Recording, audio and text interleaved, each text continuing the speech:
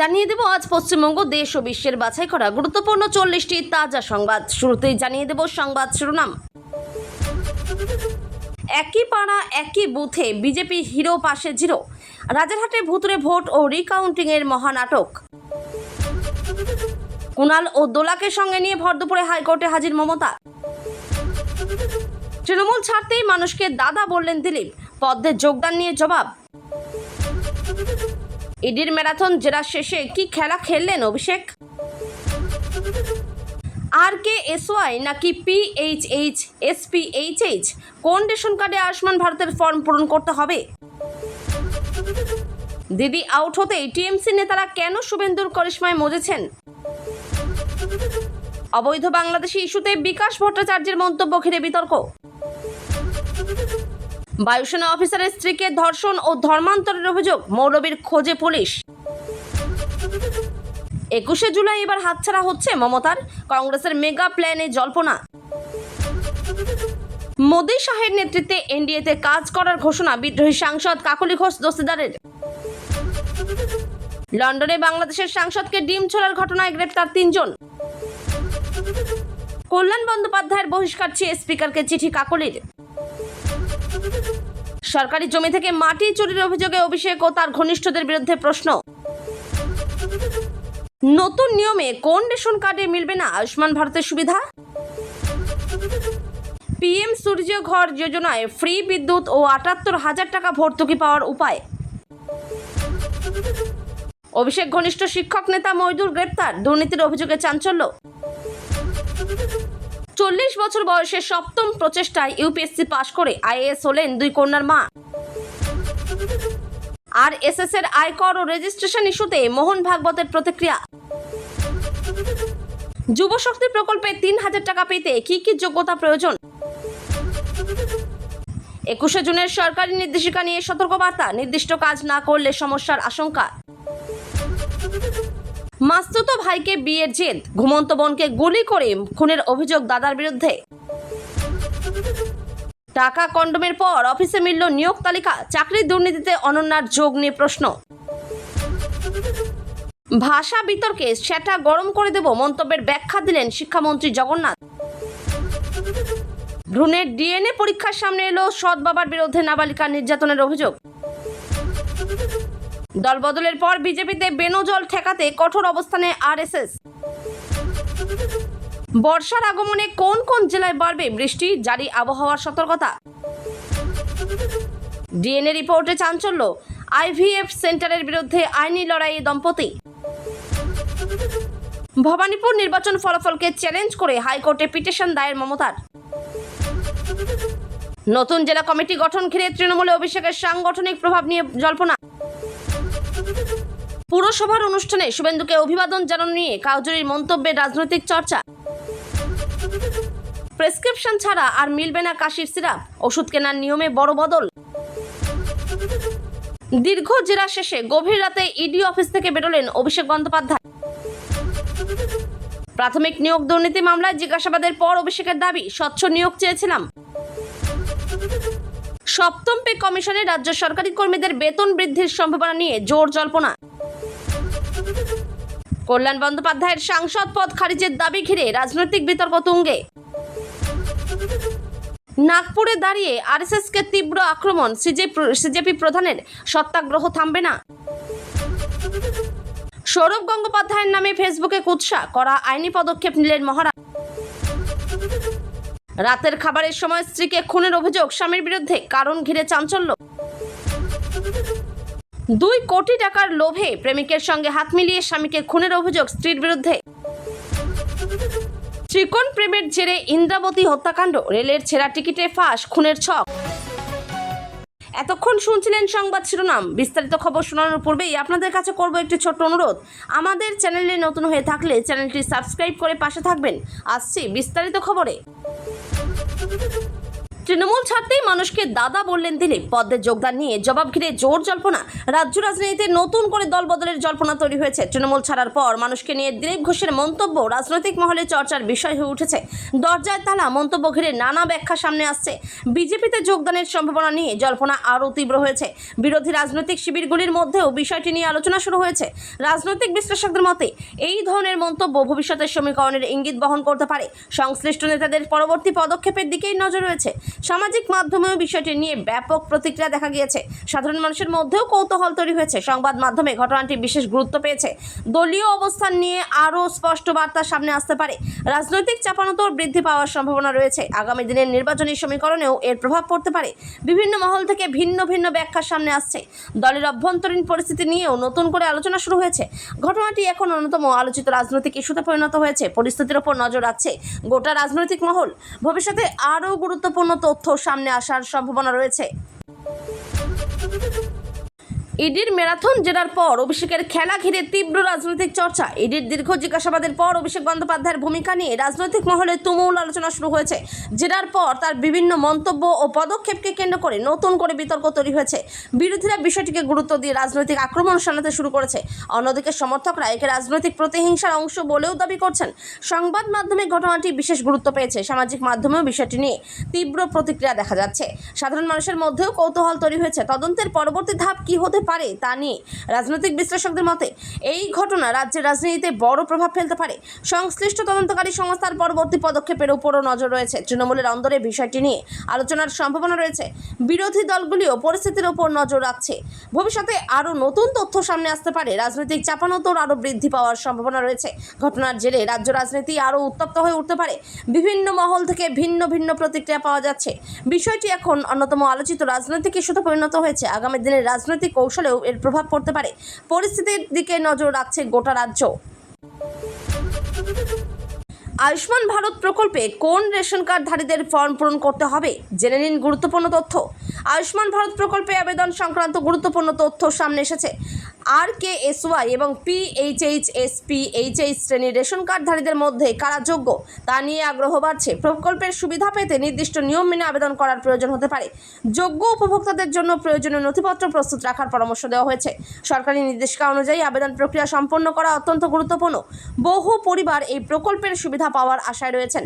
সামাজিক মাধ্যমেও বিষয়টি নিয়ে ব্যাপক আলোচনা চলছে। স্বাস্থ্য পরিষেবাকে আরও সহজলভ্য করার লক্ষ্যেই এই উদ্যোগ গুরুত্বপূর্ণ বলে মনে করা হচ্ছে। আবেদনকারীদের সঠিক তথ্য প্রদান করার উপর জোর দেওয়া হয়েছে। ভুল তথ্য দিলে আবেদন বাতিল হওয়ার সম্ভাবনাও থাকতে পারে। সরকারি বিজ্ঞপ্তির উপর নিয়মিত নজর রাখার পরামর্শ দেওয়া হয়েছে। প্রকল্পের স্বচ্ছ বাস্তবায়নের উপর গুরুত্ব আরোপ করা হচ্ছে। বহু মানুষ এই প্রকল্পের মাধ্যমে আর্থিক সুরক্ষা পেতে পারেন। ভবিষ্যতে আরও নতুন নির্দেশিকা প্রকাশ করা হতে পারে। যোগ্য আবেদনকারীদের দ্রুত প্রয়োজনীয় পদক্ষেপ নেওয়ার পরামর্শ দেওয়া হয়েছে। আয়ুষ্মান ভারত এখন অন্যতম আলোচিত স্বাস্থ্য প্রকল্পে পরিণত হয়েছে। সাধারণ মানুষের মধ্যে এই প্রকল্প নিয়ে আশাবাদ বৃদ্ধি পেয়েছে। ফলে আবেদনকারীদের সতর্কভাবে সমস্ত তথ্য যাচাই করার আহ্বান জানানো হয়েছে। এই রেশন কার্ড থাকলে মিলবে না আয়ুষ্মান ভারতের সুবিধা। আবেদনের আগে জেনে নিন নিয়ম। আয়ুষ্মান ভারত প্রকল্পের যোগ্যতা নিয়ে নতুন তথ্য সামনে এসেছে। নির্দিষ্ট কিছু শ্রেণীর রেশন কার্ডধারীরা এই প্রকল্পের সুবিধা নাও পেতে পারেন বলে দাবি করা হচ্ছে। আবেদন করার আগে নিজের যোগ্যতা যাচাই করা অত্যন্ত গুরুত্বপূর্ণ। সরকারি নির্দেশিকা অনুযায়ী প্রয়োজনীয় শর্ত পূরণ করতে হবে। বহু মানুষ ইতিমধ্যে নিজেদের নথিপত্র পরীক্ষা করতে শুরু করেছেন। প্রকল্পের সুবিধা প্রকৃত উপভোক্তাদের কাছে পৌঁছে দেওয়ার উপর জোর দেওয়া হচ্ছে। সামাজিক মাধ্যমেও বিষয়টি নিয়ে ব্যাপক আলোচনা চলছে।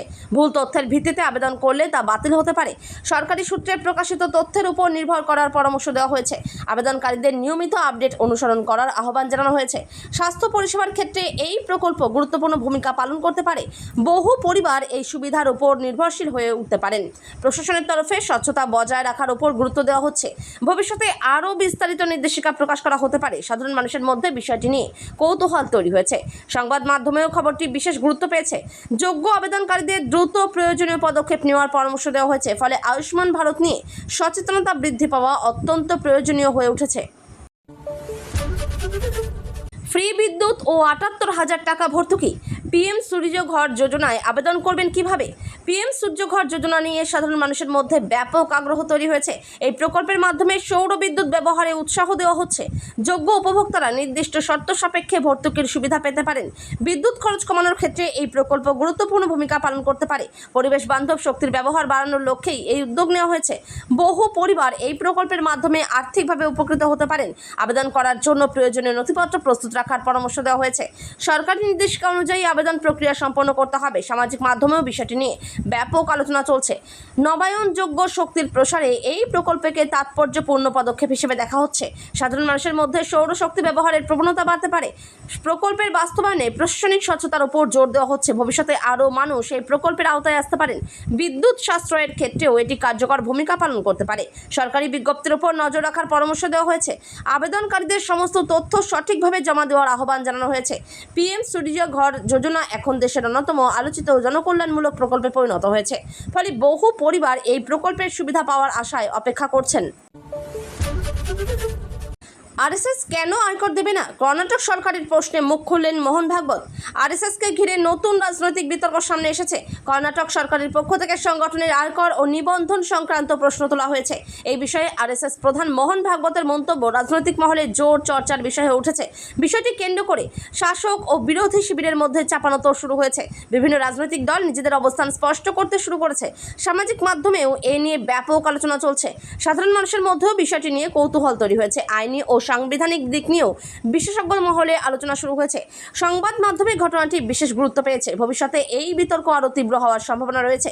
সংশ্লিষ্ট পক্ষগুলির আনুষ্ঠানিক প্রতিক্রিয়ার দিকেও নজর রাখা হচ্ছে। বিষয়টি জাতীয় রাজনীতির অন্যতম আলোচিত ইস্যুতে পরিণত হয়েছে। বিরোধীরা স্বচ্ছতার প্রশ্ন তুলছে, অন্যদিকে সমর্থকরা সংগঠনের অবস্থানের পক্ষে যুক্তি দিচ্ছেন। রাজনৈতিক বিশ্লেষকদের মতে এর সুদূর প্রসারী প্রভাব পড়তে পারে। আগামী দিনে আরও তথ্য সামনে আসতে পারে। পরিস্থিতির উপর নজর রাখছে গোটা দেশ। ফলে এই ইস্যু আগামী দিনেও আলোচনার কেন্দ্রবিন্দুতে থাকতে পারে। বেকার হলেই মিলবে না ৩,০০০ টাকা। যুবশক্তি প্রকল্পের নতুন যোগ্যতার ইঙ্গিত।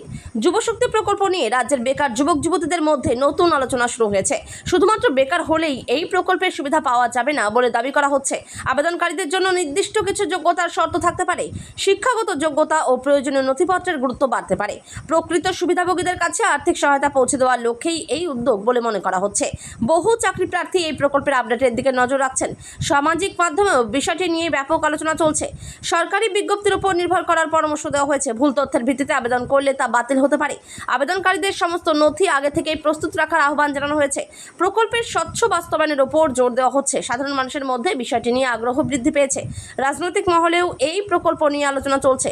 ভবিষ্যতে আরও বিস্তারিত নির্দেশিকা প্রকাশ হতে পারে। যোগ্য আবেদনকারীদের দ্রুত আবেদন প্রক্রিয়া সম্পন্ন করার পরামর্শ দেওয়া হয়েছে। যুবশক্তি এখন অন্যতম আলোচিত জনকল্যাণমূলক প্রকল্পে পরিণত হয়েছে।